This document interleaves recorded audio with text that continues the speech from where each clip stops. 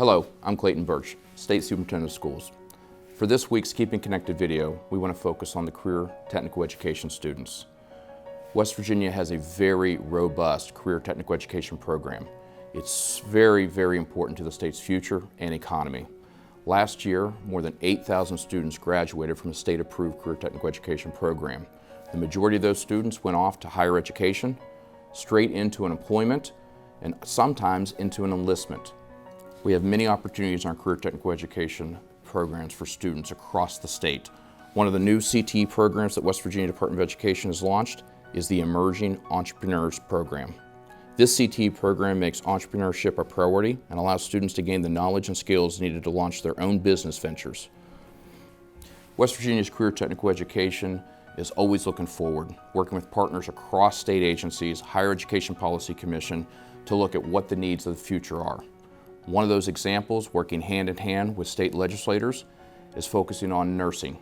We now have a nursing pathway from high school to 2-year to 4-year, a streamlined approach to meet the needs of our healthcare in the state of West Virginia. Like all students, CTE students faced an enormous amount of challenges during the pandemic. Many of their programs require them to be hands-on, in person. I'm so proud of our career technical education instructors.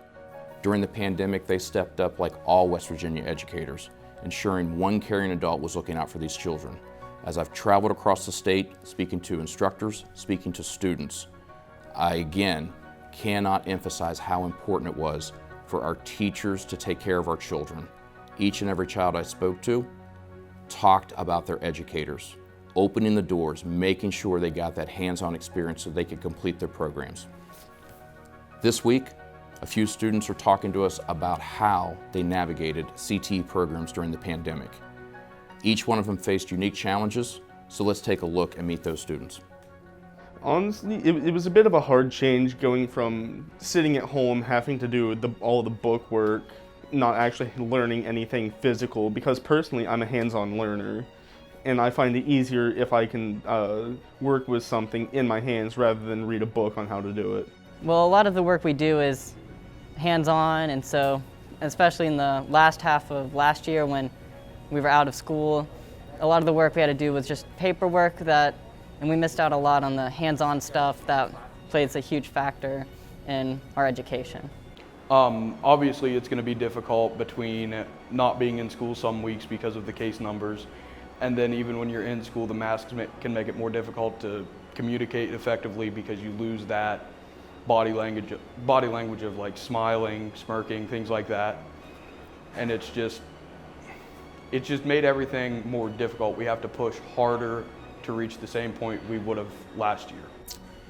I feel like as a student, me being a student, it wasn't as much of a challenge. At the time during the pandemic, we were doing a lot of book work and it wasn't as bad. But the ones that were above us and getting ready to graduate, when they were only allowed to work on mannequins and weren't allowed to bring people in the building, then that was a challenge for them. When we were at home on quarantine, I myself didn't have internet half the time. And I think a lot of other students could relate to that. Throughout the pandemic, I think one of my biggest challenges was keeping myself on task. I think that's a problem with a lot of high school students because whenever you're at home, you're like, well, I'm at home, I can pretty much do what I want because I live here. You don't have teachers saying, oh, you need to get this done, oh, you need to turn this in. And then you also have your parents who think, oh, because you're at home, we can give you a bunch of stuff to do because you're not actually at school. But the thing that kept me motivated to do it was that I know that I'm working towards an associate's degree. I knew once I completed the program after I got my 60 hours in that I would have an associate's degree and it would really knock a lot of time off my actual college experience. Whenever school shut down and we had to readjust to take our classes at home, at first I struggled with it because I'm so bad about procrastination. Whenever I have free time, I think, oh, I have free time just to do things that I want to do. I don't ever think about I have homework I need to fit into that free time.